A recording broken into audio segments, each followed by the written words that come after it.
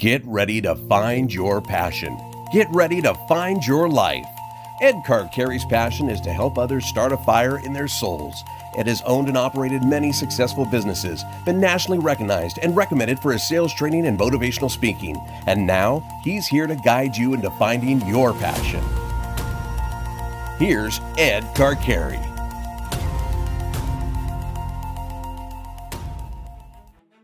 I believe there's three stages of life, and I believe as I look back on my life, I can see these three stages. Now, I spent a lot more time in the first two stages than I did in the third, and the third is by far the most important stage, and the one we should get to, but unfortunately, most of us never will.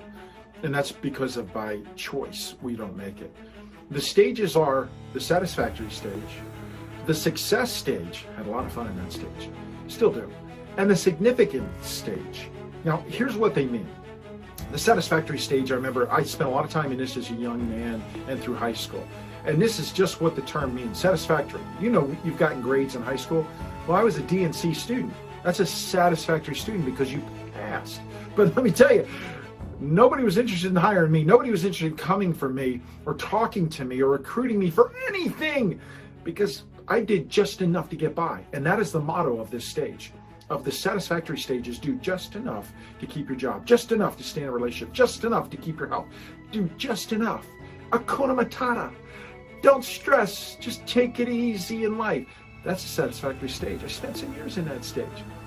But through age and maturity and experience, I graduated into the success stage. And with the help of a young man named Gregorio.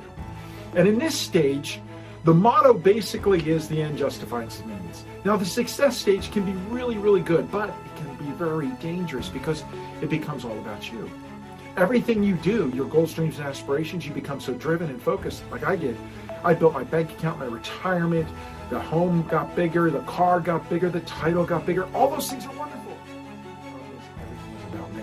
It was only about building my kingdom. I always looked at things, even including boards and charity and donations, is how can it help me? I'll give it at the end of the year because I get that tax write-off. I'll get on this board because it gets me in front of these people.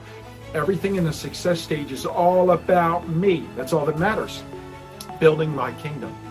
Well, something happened to me. I started to graduate in my later years to the significant stage, but I wasn't truly in there. I had one foot in and one foot out, but then something happened. Over a 2-day period 3 years ago, I had 2 heart attacks. And they took me to the hospital and they run some tests. And I was actually in there for 3 days. And the first 2 days they didn't know. It took them a little bit of time to figure out what was going on. And the good news was I only needed a stent. I just had a clogged artery, but nobody knew that. So when I was laying in that bed that first night, I was scared out of my mind because I thought, well, this is the end. I'm 54 years old and this is going to be the end.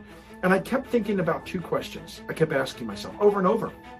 First one was, man, if this is it, what have I left? What have I done? Is there a legacy? Have I made things better? Did I add value? And unfortunately, the answer, I had a really short list on that. And the second one was, and this is really personal to me, is did I fulfill God's calling or his purpose on my life for this area? And that was a resounding no.